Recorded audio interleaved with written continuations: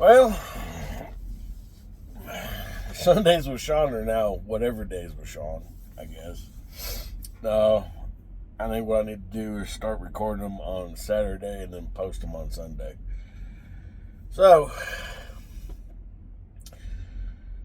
it's Wednesday. I'm in Moriarty, New Mexico.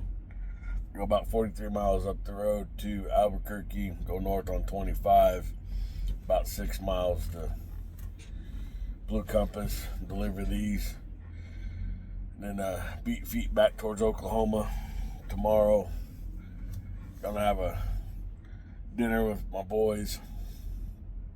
My oldest boy, he turns 27. Oh, yeah, because it's 25.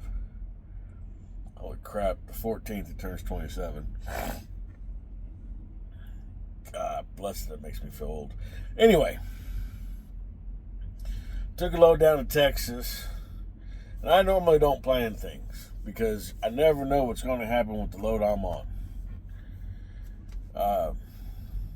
And I've been in multi-haul 6-7 years now. So last Monday, I went ahead and I agreed to a car going from Dallas to Iowa. And yeah. Anyway, I get to my delivery in Round Rock, and of the 3 units, they took 2. Rejected 1,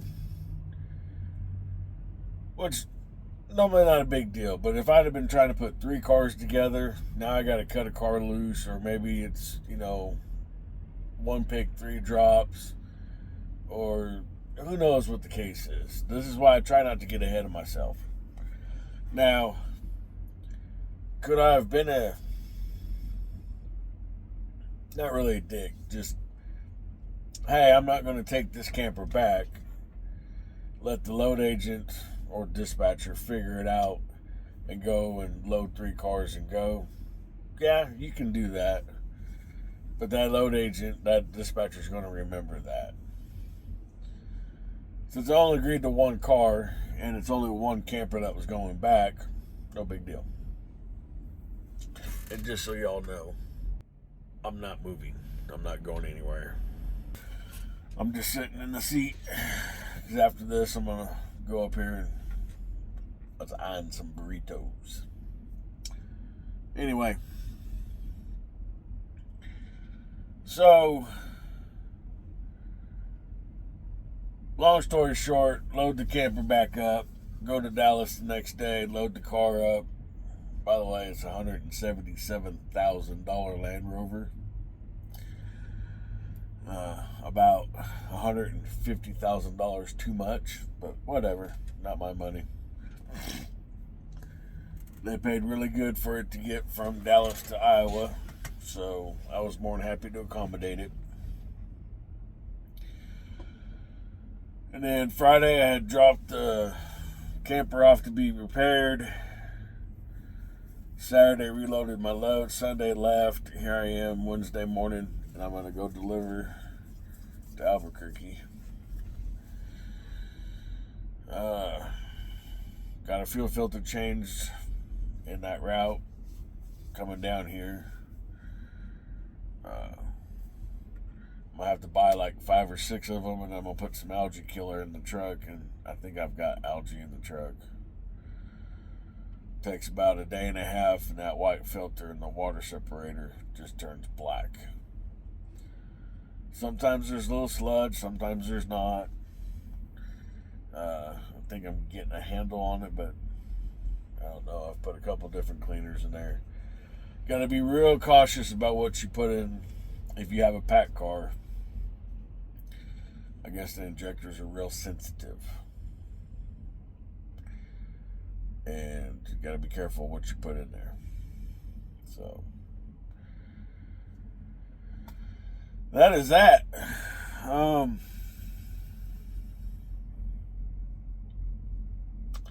So this is Sundays with Shawn, posted on Wednesday. And a little glimpse of what we had in there. I was going to do way more, but I'm going to get this one thrown up there. And then I guess Saturday, I'll work on another one and get it posted for Sunday. Kind of got some things I want to say about to some of the new people who haven't jumped in or who come across the video. Kind of what to, not really what to look for. More of, be cautious in who you go with. Just because the loudest guy in the room is screaming how great he is, well, fuck it. Well, we'll just jump into it and piss on it. Just because the loudest guy in the room is screaming about how great his company is doesn't mean that's how great the company is. I've said it once, I've said it before, I've said it a million times. We all drive the best equipment, and we all work for the best company. Everyone else is shit. Just ask us, we'll tell you. And this is for, the guys who are, if you come across my channel and you want to know who's the best, there is no best. They're all, for the most part, they are all the same. Bennett is slightly different in the aspect that they don't have all their eggs in the camper basket. They do cargo trailers and horse trailers. And there's 9 other manufacturers at 11 different states. No one else cares to do it. There's a guy on there that says Dubbone Company, they haul other stuff, and they do. They haul fiber trailers out of Intech. But that's still out of Napanee, Indiana. They haul cargo trailers out of Indiana.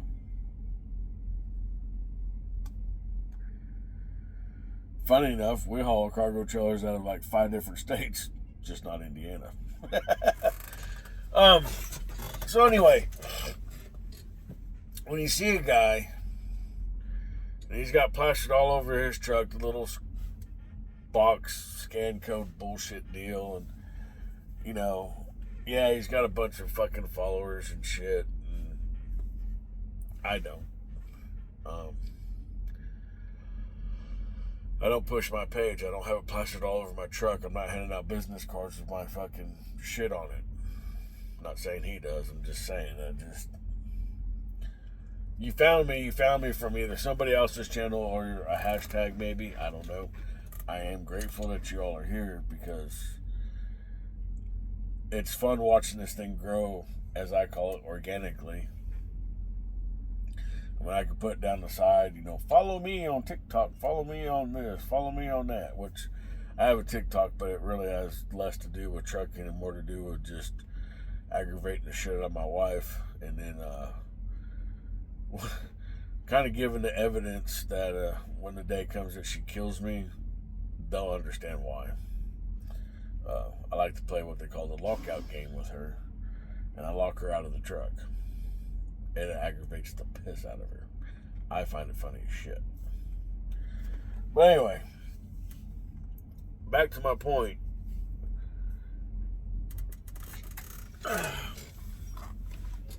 Do your homework.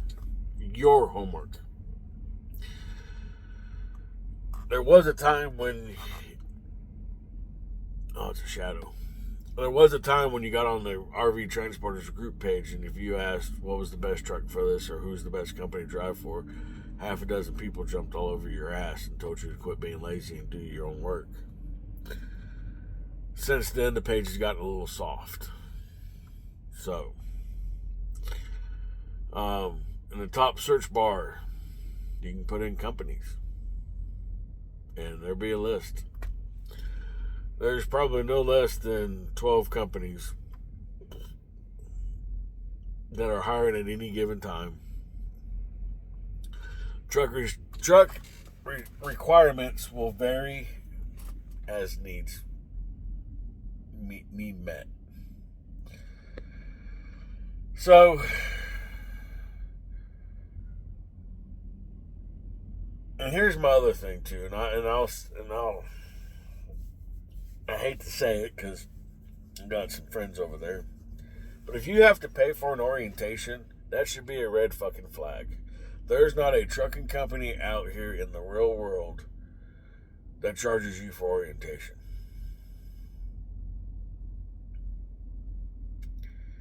And if there is, they're damn sure keeping it quiet, because I don't know of any of them that charge you for it.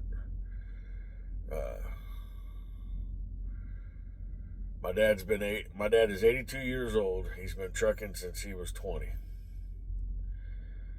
And I don't recall a single time. And the man doesn't stay at one company. He gets pissed off, he leaves. His theory is he's got experience, a truck, and a CDL. He'll go get a job somewhere. And he's driven from legitimate companies to fly-by-night companies, and not a single one has ever asked for him to pay for an orientation. So when you show up at an orientation day, either on the first or second day, they tell you that you need to pay them $150, $200, $300, whatever the case is. You need to get the fuck up. You need to walk the fuck out. They can claim it's for all this other bullshit that they want, but at the end of the day, Bennett charged me $25 for my drug test, and they gave me all the other shit. Maple Tree, I think they charged me $25 for the drug test and $25 for plates.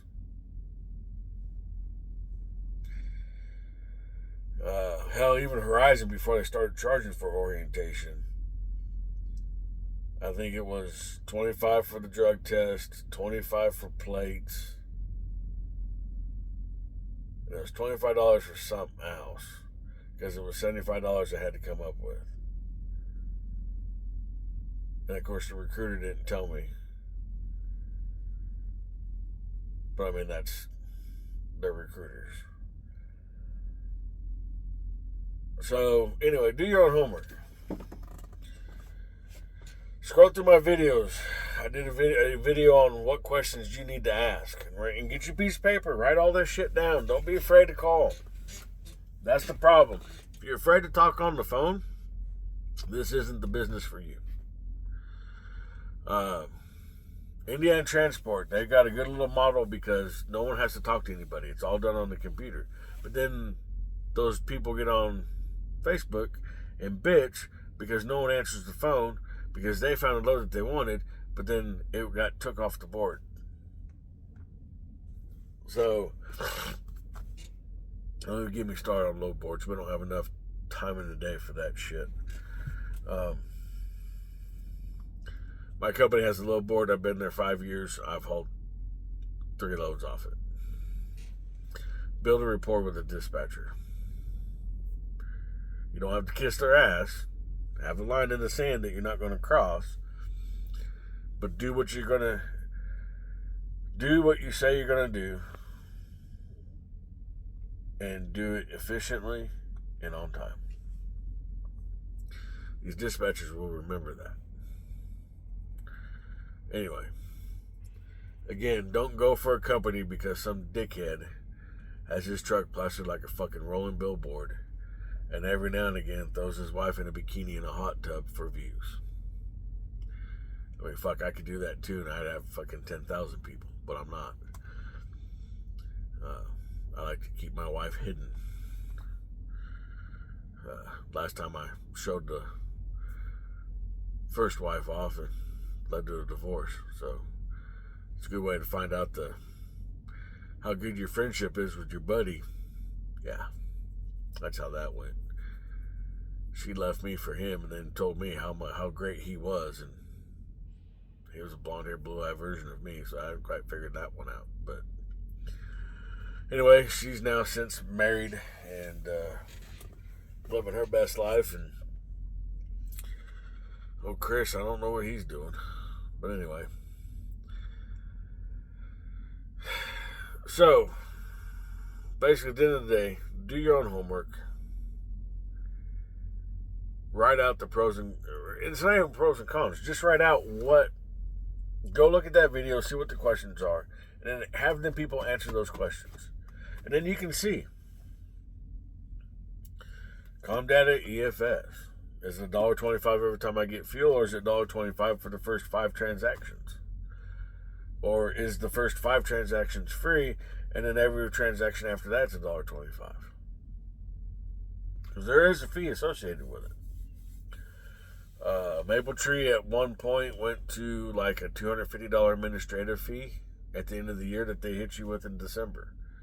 Fucking awesome. The slowest time of the year, and now you're going to stick me with $250. Don't know if they still do it or not.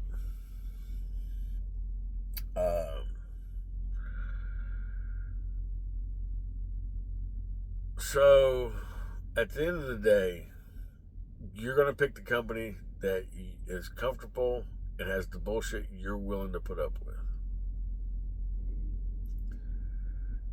It's that simple.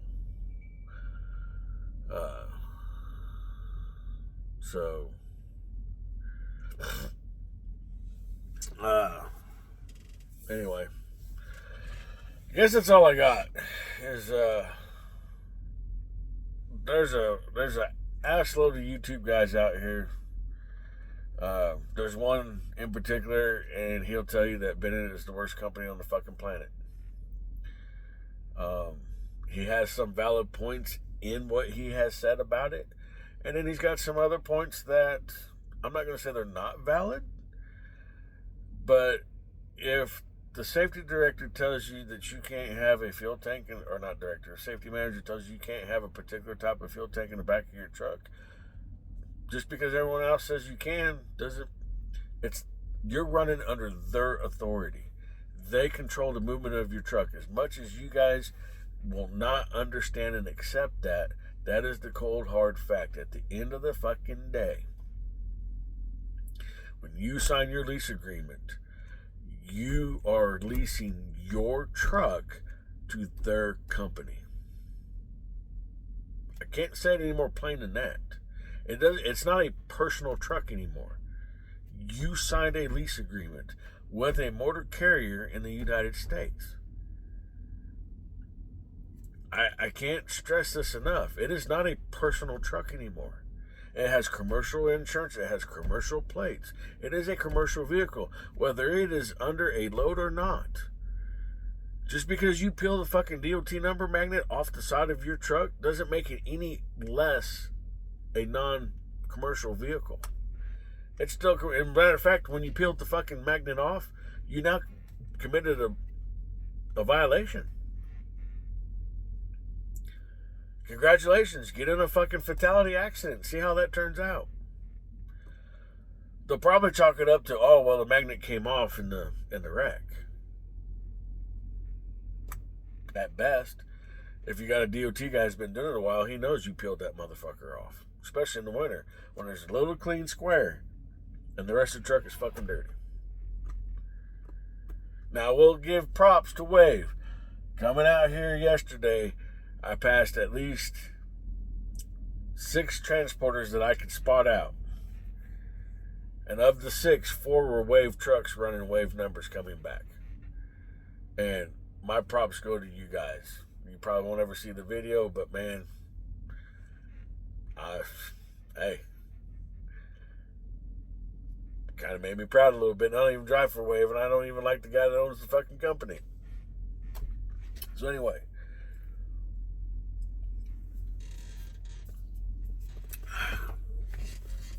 just kind of went off on another little tangent there.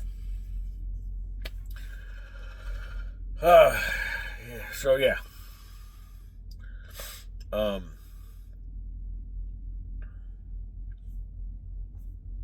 I'm not saying Bennett's the best company, but I will say this: I've had more paid loaded miles with Bennett than any other company.